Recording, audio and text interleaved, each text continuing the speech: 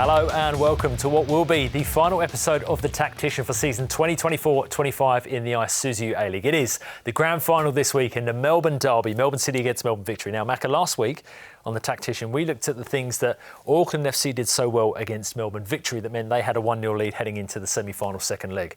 This week, we're going to look at the things that Melbourne Victory did so well against Auckland FC that meant they qualified for the grand final, and therefore these are things that Melbourne City are going to have to keep an eye on heading into this game. Let's start with the fullbacks, shall we? Because they were so good, Auckland FC's fullbacks last week, in particular Francis de Vries, and you think it's something that Arthur Dillis and his coaching staff picked up on and amended going into the second leg. Maybe they watched the Tactician last week because we highlighted last week how well de Vries in particular was pressing into his areas. Now look at this here, and I think they turned this negative last week into a positive. De Vries wants to come in here because they don't want to allow the likes of Valupale, Mishash and Arzani to turn and run on the ball because they're so dangerous. So he comes in tight, and as we let it go here, watch as the play unfolds. Valupale gets the ball. Mishash now, because they're so fluid, comes out here and he starts to lock on. Look at this run now from Nishan Valupale. From deep, as Mishash brings de Vries out wide here, watch the run through the middle here, which they didn't do enough of last week. They didn't get Auckland on the back foot and they didn't utilise his pace. And straight away in the first or second minute,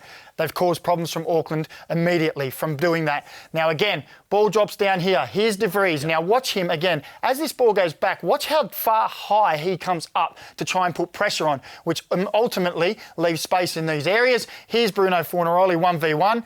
Probably could say that's a foul, but we play on.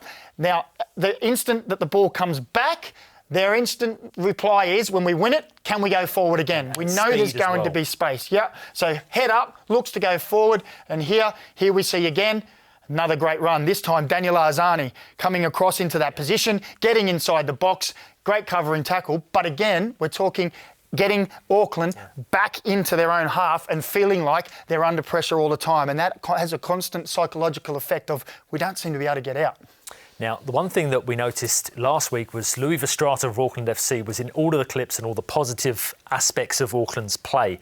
This week, for Melbourne Victory, it's Jordi Valadon. So here he is highlighted here. Now, if we let this go on here, just watch how many actions he has here in just ratting around to try and cause problems to win that ball back. Here he is in his first actions. He's got help from his teammates. Slips over, gets up. Now, look, ball comes to him. Keeps possession, okay? His teammate gives it away. Back in again. Can we get close to the players? There's his third action. All right, and now again it comes back. Watch him come again with a strong challenge, and that's the ultimate one that wins it, breaks it free. And there's his teammate that we've talked so they've done so well this year together. Look at him. Looking at Daniel Arzani, looking at all this space here. First time ball, doesn't allow these two to react. And Daniel Arzani lets that roll across his body. And this is where Auckland don't want him to be. Because look at the support plays coming. This side, here, there's two. And then we've got one on the other side. Not the finish they wanted, but it's a prelude of things to come. That's the opening 8 minutes of the game. And it was a recurring theme. We'll see again as the ball comes forward. Yeah, they win the ball. Here's de Vries, high again, looking to get in. Yep. So again, where is the space going to be? It's going to be in the areas in behind. Can they turn them? As it rolls on again, we'll have a look. There it is, high ball up. Zinedine Mishash now on this side. Great feed here, but look at Daniel Arzani coming to link up the play. Valupale around the outside. De Vries still trying to catch up here.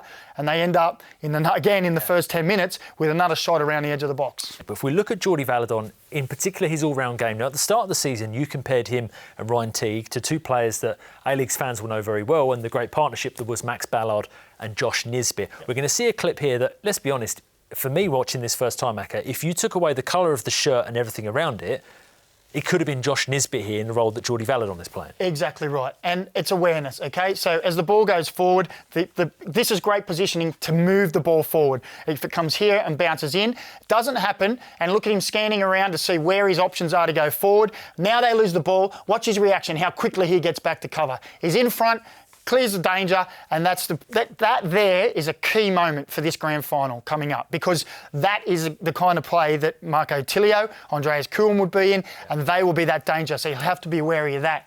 Here's another one. Now it's a little bit higher here. Plenty of bodies here, pressing up. There's a whole ring of attackers here. Teague is the back of that, so he's up here, so anything that comes forward. Valadon, a little further back, front marking, but leaving enough space that he can come forward to attack the ball. As this ball comes forward now, under the pressure here, watch Valadon's quick movement again, gets in front of his man, Teague's there to sweep up, and now they have possession in the opposition half again. So we looked at Jordi Valadon's defensive responsibilities and the way that his positional awareness played such a key role in helping Melbourne Victory qualify for the grand final this weekend. We're going to see different aspects of that positional awareness now, but from an attacking sense and how it can help his team. Yeah, so here we see again, he's coming up, he's stopping this pass here and making them go long. Now watch his reaction again as this ball goes over his head. He's busted a gut to get high. Now he's thinking, I've got to be in this position here. You can see now as we freeze it, he's already starting to scan. Yeah. This is the simple pass. Just drop it into T.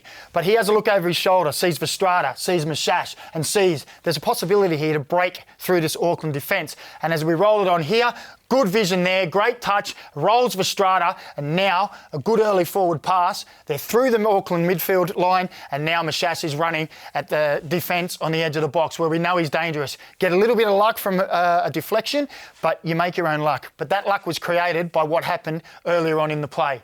Here we go again, another long ball. Ryan Teague with the first touch. Composure. Again, to get it down, composure to move it along quickly. But watch Valadon here as he creeps forward, as they start to flood numbers into this area. Look at him, holds his run a little. Now he comes into this space. As the ball comes to him, look at this here. These are the game breakers. This is why we'll say we've got to get Bruno Fornaroli in here.